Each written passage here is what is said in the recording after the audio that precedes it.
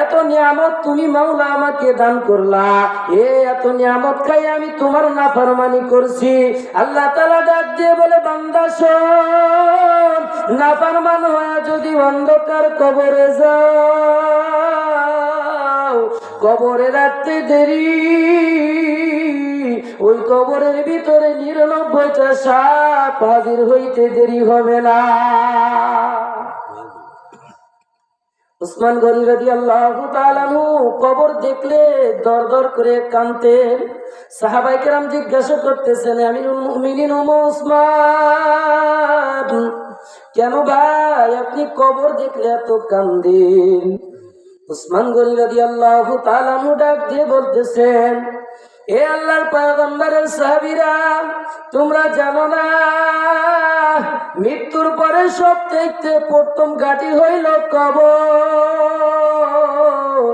খোদা না খাস্তায় কবরে যদি আমি ধরা পড়িয়া যাই, জাহান্নাম ছাড়া কিন্তু উপায় নাই। বাবারে, কেউ হাজি আছেন কিনা? কেউ হজ করছেন কিনা? জান্নাতুল বাকির নাম শুনছেন?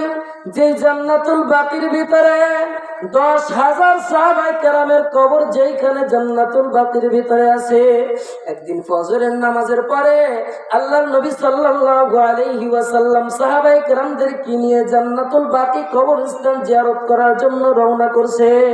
জান্নাতুল বাকি কবরস্থানের ভিতরে দয়ার নবী মায়ার নবী ঢুকছে। সাহাবায়ে কেরাম এক একজন এক এক গলি দিয়ে ঢুকতেছে। আল্লাহর নবী একটা নতুন কবরের কিনারায় দাঁড়ায় গেছে। দেখে আল্লাহর নবীর অন্তর চক্ষু তো খোলা, কি কথা বলেন ঠিক কিনা?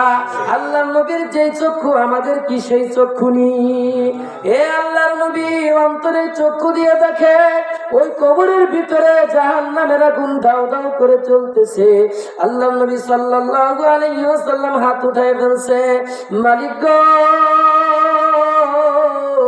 জানি না কোন যুবকের কবর